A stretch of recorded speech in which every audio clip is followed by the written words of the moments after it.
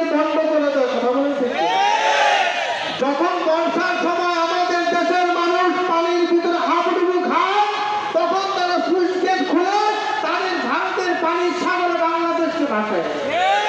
তারা আমাদের কেমন বন্ধু, সারা বছর আমাদের তেল খায়, গ্যাস খায়।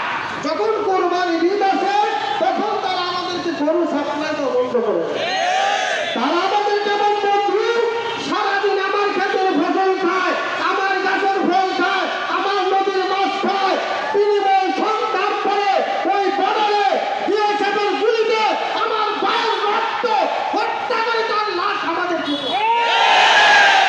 এই হলো আমাদের বন্ধু। বক্তৃতা আমরা শুনেছি, এখন আমাদের কাজ করার সময়। আমরা 1971 সালে যুদ্ধ করার বয়স নেই, শুধু দেখার বয়স হয়েছিল। আমরা যুদ্ধ দেখেছি, আমরা মুক্তিযোদ্ধা ফ্যামিলির সন্তান, দাড়ি টুপি দেখে আমরা মুসলমান। We want to live as Muslim, মুসলমান হিসেবে বসবাস করব। 71 সালে এদেশে জনসংখ্যা ছিল 7 কোটি, এখন কত 18 কোটির উপরে। 7 কোটি থেকে যদি 30 কোটি লোক আত্মপ্রতিভা দিতে পারে একটা দেশের স্বাধীনতার জন্য, এই স্বাধীনতা রক্ষার জন্য আজকে 21 কোটি লোক, 1 কোটি লোকের আমাদের আত্মহত্যা দিতে হবে। আমরা সবাই রাজি আছি তো ইনশাআল্লাহ? এভাবে সিধে আঙ্গুলে ঘি উঠবে না।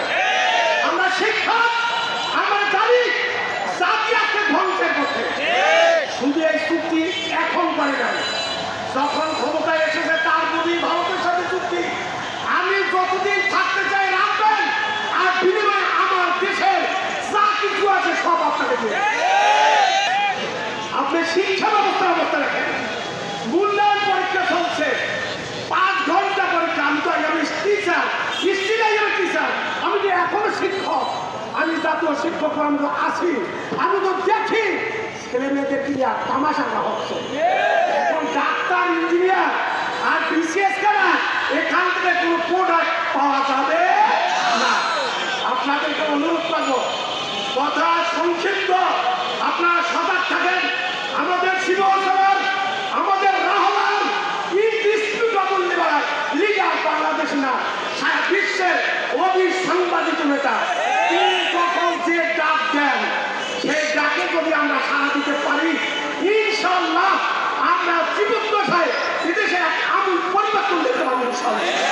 বাংলাদেশ যখন একটা সারা পৃথিবীতে ক্ষমতাশীল বড় বড় দেশগুলোর মধ্যে বাণিজ্যিক যুদ্ধ চলতেছে, তখন বাংলাদেশ জোনটা হচ্ছে খুব গুরুত্বপূর্ণ একটা জোন। বাংলাদেশের সমুদ্র আছে, বাংলাদেশের পার্শ্ববর্তী একটা আছে, বাংলাদেশের সীমানায় মিয়ানমার আছে, ভারত আছে।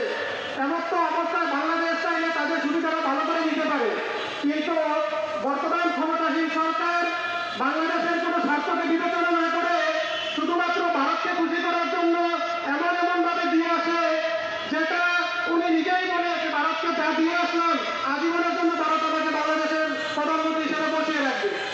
তো চাই এই তার সে যে অবস্থায় আছে টিকিয়ে রাখার জন্য, টিকিয়ে রাখতে যা দরকার, যা হাত করা দরকার, যদি এই বাংলাদেশের অর্ধেক সুবিধা দিয়ে দেওয়া হয় তাও প্রস্তুত। এই দেশের জন্য চিন্তা করে না, জনগণের জন্য চিন্তা করে না। তার ইচ্ছা হচ্ছে যতদিন আমি আছি ততদিন আমি এইটি রাজত্ব করিয়ে দেবো। এই যে সরকারের অবস্থা, বর্তমান সরকারের অবস্থা। আর সেই অবস্থা হচ্ছে সব বাদ, ইসলামবাদ, সব কিছু বাদ আমার এই সরকারকে হটিয়ে আবার আসতে হবে। দুর্নীতি করছি, আবার করব। আমরা চাচ্ছি যে কোনো এই বাতিল সরকার, এই বাতিল সরকারকে হটিয়ে আমাদের শাহেখ ইসলাম বাংলাদেশের আমির যে ঘোষণা করিয়াছে, দল নির্বিশেষে ইনশাআল্লাহ আমরা কাজ চালিয়ে দেব।